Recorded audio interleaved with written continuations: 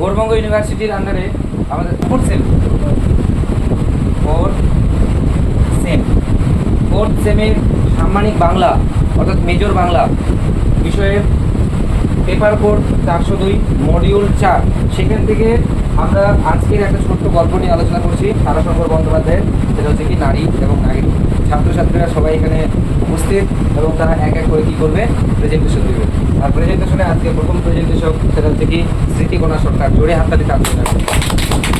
বাংলা সাহিত্যের কালজয়ী কথা সাহিত্যিক তারাশঙ্কর বন্দ্যোপাধ্যায়ের আজকের আমার নিবেদন নারী ও নাগিনী ছোট গল্প। এই গল্পটি প্রথম প্রকাশ পায় শারদীয় দেশ পত্রিকায় 1340 বঙ্গাব্দে। গল্পটিতে তারাশঙ্কর বন্দ্যোপাধ্যায় নারী মনের জটিলতা, প্রেম ঈর্ষা ও প্রতিহিংসার একটি উত্তরদৃষ্ট নাগরিক মাধ্যমে এই গল্পটি তুলে ধরেছেন। গল্পটির মূল বক্তব্য, একজন নারীর হৃদয়ে যেমন ভালোবাসায় পূর্ণ থাকে, ঠিক তেমনি অবহেলা বা আঘাত পেয়ে সেই ভালোবাসায় কখনো কখনো প্রতিহিংসার রূপ নেয়। এই গল্প তার একটি উজ্জ্বল দৃষ্টান্ত। গল্পটির প্রেক্ষাপট এইরূপ। গল্পটির প্রধান চরিত্র ফরাসি। ফরাসকের প্রকৃত নাম কি ফরাসি বোধ করে নিজেও জানে না। শৈশবে তার বাপ মাখানি ভাঙার পর তাকে সবাই খোড়া বলেই চিনে আসছে। শুধু যে বাপ মাখানি ভেঙেছিল তাই নয়, যৌবনে তার এক কুৎসিত ব্যাধির কারণে তার নাক চ্যাপ্টা হয়ে যায় এবং সেখানে একটি দেখা যায় বিভৎসক গর্ত। পরবর্তীতে তার গতি বসন্ত হলে গতি বসন্তের দাগের কারণে তার মুখ আরও বিভৎস হয়ে ওঠে। ফরাসে ইটের পাজা হইতে একদিন ইট ছাড়াচ্ছিল। তার পাশে রাস্তা দিয়ে ওদায় ওরফি নামে একজন গরু গাড়ি করে যাচ্ছিল এবং একটি অশ্লীল গান করতে করতে হঠাৎ তার বুদ্ধটি থমকে দাঁড়ায় এবং সে ভয়ে চিৎকার করে ওঠে এবং বলে যে ঘোড়া, সাপ সাপ। সে দেখে যে তার বুদ্ধটির সামনে একটি ছোট কিশোর সাপ ফোনা তুলে তার মাথাটিকে ঝুলাচ্ছে। সেই সাপটিকে দেখে ওদাই বলে ওঠে, কি পাহাড়ের সাপ মাইরি, মুখখানে কি টকটকে লাল, চম্পরি বা কি পাহাড়ের। ওইদিকে ঘোড়া দৌড়াতে দৌড়াতে আসছিল, কিন্তু সেই দিন ঘোড়ার আর সেই সাপ ধরা হলো না। সেই সাপটি একটি ইটের বাজার মধ্যে চলে যায়। ফরাসক সাপের ওঝা। সাপ নিয়ে খেলাও সে করে। সরে চালের মুখ বন্ধ হাড়ি তার খাটানো আছে, সেগুলিতে সাপগুলিকে সে বন্দি করে রাখে। যখন সাপ থাকে তখন ঘোড়া আর মজুর খাটে না। গ্রামে গ্রামে সাপ খেলা দেখিয়ে বেড়ায়। যখন ঘোড়ার কাছে সাপ থাকে না তখন ঘোড়া মজুরি খাটে। একদিন ঘোড়া সেই সাপটিকে আবার ধরার জন্য সেই ইটের বাজার কাছে যায়। সকাল সূর্যোদয়ের আগে সে একটি উঁচু ঢিবির ওপরে বসে এবং তার তীক্ষ্ণ দৃষ্টিতে সে চারিদিকে দেখতে থাকে যে সূর্যোদয়ের প্রাতকালে সে দেখল যে সে সাপটি সূর্যের দিকে মুখ করে এত খেলায় মগ্ন হয়ে গেছে যে সে ঘোড়ার দিকে লক্ষ্য করেনি এবং ঘোড়া ধীরে ধীরে যায় এবং সেই সাপটিকে ধরে বাড়িতে নিয়ে যায়। তার কয়েক মাস পর ঘোড়া গাজার দোকান থেকে ফিরে এসে সে জমিদারকে এসে বলে যে, দেখ জমিদা, কি নিয়ে এসেছি। তখন ঘোড়া তার কাপড়ের গিট খুলে একটি ছোট নাকের বের করে এবং জমিদার সামনে ধরে। জমিদার বলে, এটা কি? তখন ঘোড়া বলে যে নাকে পড়ার, সেটা ছিল একটি নাকে পড়ার মিনি। এবং জমিদার বলে যে এত ছোট মিনি কীভাবে কে পড়াবো। তারপর সে ঘর থেকে সেই সাপটিকে নিয়ে আসে।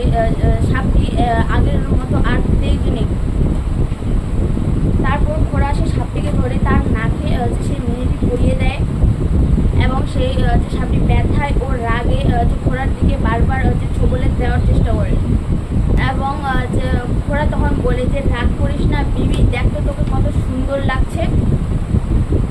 তারপর ঘোড়া জমিদারকে ঘর থেকে একটি সিঁদুর নিয়ে আসতে বলে এবং সে সেই সিঁদুরটা দিয়ে সে সাপের মাথায়, তার বিবির মাথায় একটি লম্বা লাল দাগ কেটে দেয় এবং বলে, আজ থেকে ওকে আমি নিকা করলাম জমিদার, আজ থেকে তোর সতীন হলো। আরও কয়েক মাস পর ঘোড়ার ঘরে একটি বিকট গন্ধ করে। সেই যে গন্ধের উৎস করতে ঘোড়া সেই সাপের ঝোঁটের কাছে যায় এবং যে দেখে যে সেই সাপটি থেকে সেই গন্ধ আসছে এবং বলে যে এই সময় সাপটিকে যে ধরে রাখতে নেই। জবেদা এই উত্তরে বলে যে সেই ভালো, যে একে আমি দু চোখে দেখতে পারি না, সব সাপ মরে, ওটা কেন মরে না। তারপর ঘোড়া তাকে পাশের জঙ্গলে ছেড়ে দিয়ে আসে এবং মনের দুঃখে বসে থাকে। একদিন জবিতা দেখলো যে সেই সাপটি ফিরে এসে এবং ঘোড়াকে বলে যে দেখ তোর বিবি যে আসছে, যে নালার নিকাশি ব্যবস্থার ওইখানে সেই সাপটি ঘুরে বেড়াচ্ছিল। তখন যে ঘোড়া সেই দেখে খুব আনন্দ হয়ে সেই সাপটিকে আনতে যাবে এবং বিবি জবিতা তাকে ধরে রাখে এবং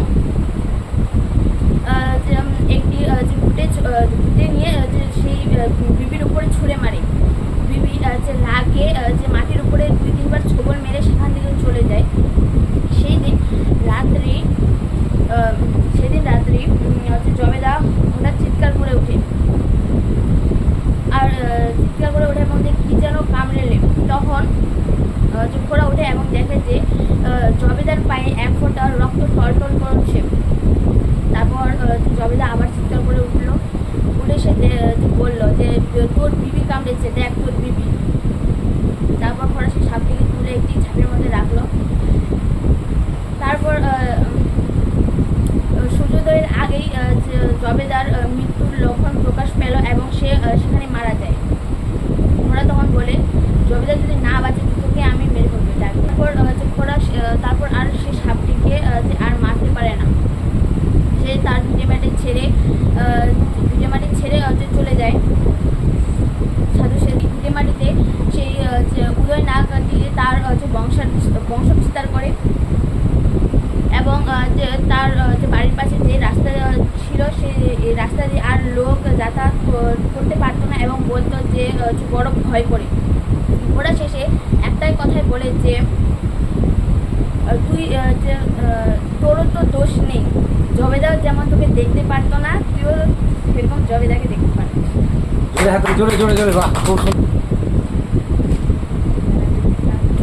তারাশঙ্কর বন্দ্যোপাধ্যায়ের নারী ও নাগিনী এই যে এক অসম্ভব সুন্দর এবং ছোট গল্প, যেটা একজন মানুষের সঙ্গে নাগিনীর অর্থাৎ মানুষের সঙ্গে সাপের যে মেলবন্ধন, সেই মেলবন্ধন তারাশঙ্কর অসম্ভব সুন্দর তার দৃষ্টিকোণ দিয়ে তুলে ধরেছেন এবং ফুটিয়ে তুলেছেন।